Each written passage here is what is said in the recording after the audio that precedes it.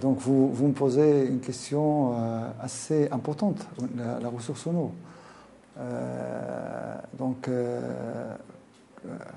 Qui concerne plusieurs secteurs.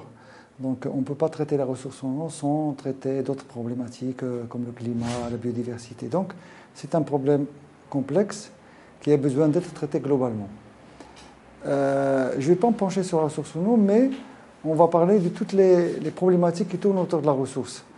Parce que, comme j'ai dit, pour faire une approche plus correcte, il faudrait faire une approche globale multidisciplinaire. Donc, lorsqu'on parle de l'eau, on parle de droit de l'eau, de l'économie de l'eau, la biodiversité, etc. Alors, souvent, la ressource en eau, dans les problèmes de ressources en eau, il y a plusieurs secteurs qui vont intervenir. Et souvent, malheureusement, il y a des barrières entre les secteurs. Et aujourd'hui, la politique mondiale, concernant toutes les thématiques qui ont été plus ou moins classées, va nous pousser pour une démarche qui va encourager, ouvrir les ponts entre toutes les disciplines. Et notamment, vous savez très bien que lorsqu'on va traiter une discipline, on est obligé de chercher la donnée, l'information. Et malheureusement, l'information est souvent dispersée. Donc l'objectif, c'est plutôt d'aller vers un travail partagé.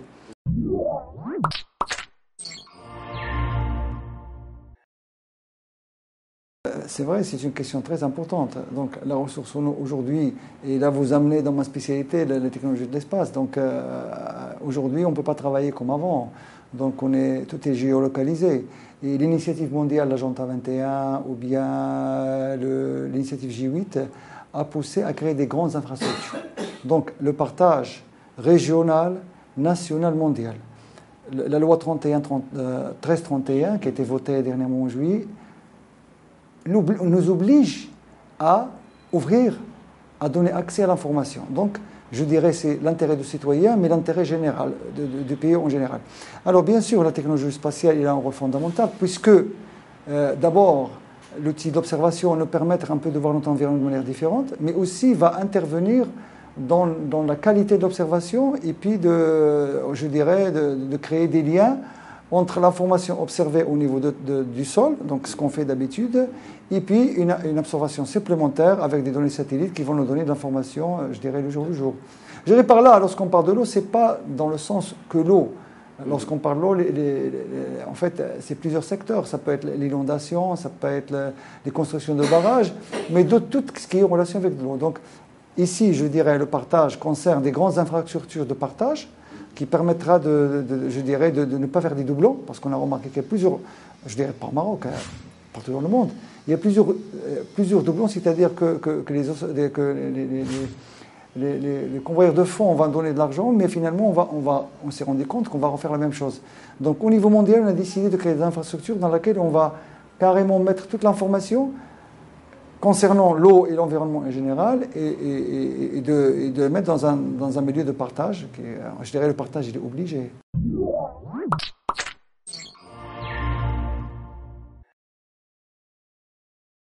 Oui, en fait, la loi a préparé le terrain. Le grand défi, c'est de réaliser cette réalité qui est mondiale. Aujourd'hui, tous les projets, je vais revenir par exemple pour les projets européens, le H2020, donc tout est... je dirais, comme scientifique, je vais revenir au côté scientifique. C'est vrai que le scientifique travaille, il est au point de technologie, il va publier ses travaux, mais aujourd'hui, on exige aux scientifiques d'impacter ses résultats sur la réalité, sur les décideurs, parce qu'il y a une faille entre la décision et le côté scientifique, notamment dans nos pays, parce qu'en fait, il y a moins de problèmes ailleurs, mais chez nous, il y a ce problème. Il faut rétablir la confiance.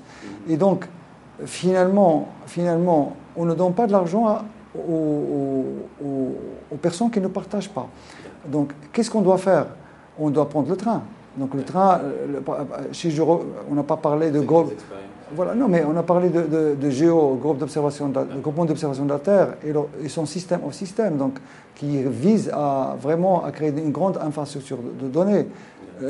Et je rappelle que c'est un projet qui a été lancé après je dirais le J8, donc sur des perspectives en 2005 et 2015. Nous sommes en 2015, donc il devient nécessaire et urgent de travailler, d'ouvrir les champs et de toute façon partager ces données, mais aussi recevoir.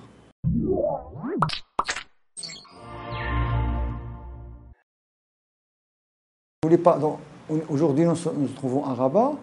Et donc nous sommes je dirais en termes de terminologie de hydrogéologie, nous sommes dans le bassin versant de Morée Grecque. Il y a un projet qui vient de se terminer, mais en fait, lorsqu'on dit un projet qui vient, c'est ça ce qu'on cherche. Un projet qui vient de se terminer, ça veut dire pas un projet fermé, c'est un projet qui va relancer un processus. Il y avait un projet SIGMED dans lequel ont intervenu plusieurs secteurs. Donc le projet SIGMED, dans lequel il y avait dans 2 bassins versants. Un au Maroc et un autre en Algérie. Nous, au Maroc, SIGMED, on a quand même peu capitalisé. Donc, on est arrivé à faire beaucoup de choses, disons, à produire de l'information et à la partager et à la mettre directement au service de l'utilisateur. Je dirais l'utilisateur, le secteur clé de décision, mais aussi l'utilisateur scientifique, des jeunes, etc. Et bonne expérience, je dirais un success story, nous ramène aujourd'hui que l'agence de bassin versant de Morée Grecque, il a trouvé que c'est très intéressant et donc il y a tout un projet qui se prépare au niveau de barrage de Sidi Mohamed Abdallah et nous on ne veut pas s'arrêter là. On veut absolument continuer et attirer au maximum de tous les secteurs. Je dirais le lien entre secteur de la recherche et donc jeunes et aussi chercheurs confirmés, produire de l'information et la partager.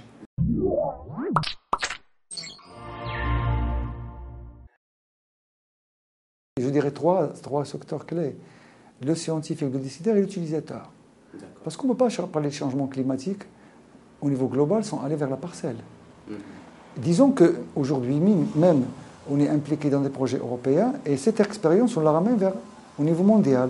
Je parle de GEOS, qui lui, c'est la grosse infrastructure au niveau mondial. Donc en réalité, toute petite initiative, il doit être mise dans le contexte mondial. Donc aujourd'hui, on peut travailler, dire voilà, chez moi, etc. Aujourd'hui, tout se passe au niveau. Le monde est un petit village. Donc, nécessairement, nous devons voir un peu ce qui se passe au niveau mondial et aller vers l'avant. Sinon, on va être dépassé.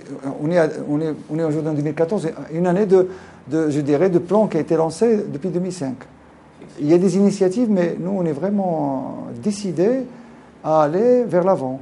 Et notamment, les jeunes qui ont plus de facilité à partager. Donc c'est un peu plus compliqué, surtout aujourd'hui avec tout ce qui se passe avec l'Internet, avec les smartphones, les applications. Tout ça, c'est un champ très favorable. Toutes les applications qu'on voit aujourd'hui, ça fait partie du plan 2005-2015.